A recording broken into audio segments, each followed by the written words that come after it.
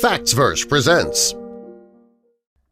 People have refused to sit in this chair for 300 years, and the reason will terrify you. Thirsk Museum is located in a small market town about 255 miles north of London. There are plenty of great things in the museum, but the most legendary is a wooden chair hanging from the ceiling. It was given to the museum under one condition. The curator had to promise to keep the chair too high for anyone to sit in. It's called the Busby Stoop Chair, and it's said to be cursed. The chair was named after the man who owned it, Thomas Busby. Thomas lived during the 18th century, and he had a taste for alcohol and a reputation for being a violent thug. Thomas went into business with a criminal named Daniel Awety, who lived in a nearby village called Kirby Wiske. Daniel bought a farm in Thirsk, situated on a hill. It was perfect for him because people couldn't see what was going on at his house from town, and he could see somebody coming immediately. He was a forger, and he had a secret passageway that linked his cellar to a hidden room so he could keep his work a secret. He called his property Daniel Hall. Daniel had a daughter named Elizabeth. She was beautiful, and her father was very protective of her. When she fell in love with his partner Thomas, he was livid. Daniel knew that his daughter could do much better. Despite Daniel's objections, Elizabeth and Thomas got married. Thomas's business venture with Daniel was very lucrative, and he was married to a beautiful woman, but that did not help his violent temper or his drinking. Daniel hated the way Thomas treated his daughter, and the two men would often fight about the marriage. Thomas owned an inn near the village of Sandhutton. It doubled as an inn and Thomas and Elizabeth's home at the same time. One night, Thomas got home and Daniel was there waiting for him. Daniel had had enough of Thomas's treatment of his daughter. Daniel told Thomas that he would be taking his daughter away, which pushed Thomas too far. This wasn't the only thing that upset Thomas, though. When Daniel was at the inn waiting for him, he was sitting in Thomas's favorite chair. Thomas became enraged, and the two fought. Thomas physically threw Daniel out of the inn. Thomas sat at the inn afterwards, drinking and thinking about Daniel trying to take his wife away and sitting in his favorite chair. He decided to go to Daniel Hall to confront Daniel. When he got there, he beat Daniel to death with a hammer used for counterfeiting. He tried to cover up the murder, so he dragged his partner's body out to the woods. When people realized that Daniel was missing, a search began, and it wasn't long before Daniel's bloody and beaten body was found in the woods. Thomas, of course, was the prime suspect and went on trial for the crime during the summer of 1702. He was found guilty and sentenced to a public execution where he would be hanged.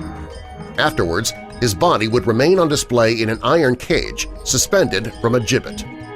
Before Thomas was put to death, he was granted one last wish.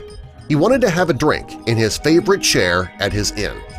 After having the drink, Thomas was about to be led to his execution when he decided to curse the chair. He said that anyone who sat in that chair would suffer an untimely death.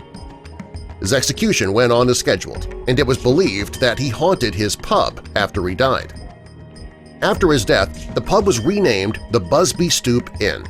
His favorite chair remained in the same place he had left it for hundreds of years after his execution. The new owner would often regale customers with Thomas's story as well as the curse. And over the years, the curse seemed to have come true, because over 60 people were victims of the curse. In 1894, a chimney sweep went to the pub for a drink with a friend. He sat in the chair, and the next morning he was found dead. At first it was believed that he took his own life. 20 years later, the friend he was with that night confessed to mugging and killing him. Many think it was the curse that caused his friend to take his life. A mile from the pub was an airfield that was used during World War II. The airmen would often dare each other to sit in the chair. Many of the airmen who took the challenge didn't make it back home alive. During the 70s, a man named Tony Earnshaw was the landlord at the time. He didn't believe in the legend until two RAF servicemen came to the pub and each sat in the chair. On their way back to the base, they hit a tree and both men died. A few days after the deaths of those servicemen, a group of workmen went to the inn for lunch. A young laborer was dared to sit in the chair.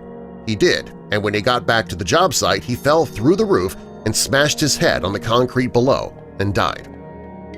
The woman who cleaned the pub was working one day when she tripped and landed in the chair. Shortly after, she fell ill and passed away. Tony started to wonder if the legend was actually true, and he brought the chair to the cellar. When a delivery man was bringing supplies to the basement, he sat in the chair to take a quick rest. He died later that same day in a car wreck. Tony decided the chair was just not safe in the pub, so he donated it to the Thirsk Museum in 1978. The only condition was that the chair was to be hung up on the wall too high for anyone to sit in it. Death will come to anyone who does sit in this chair, so the curse goes.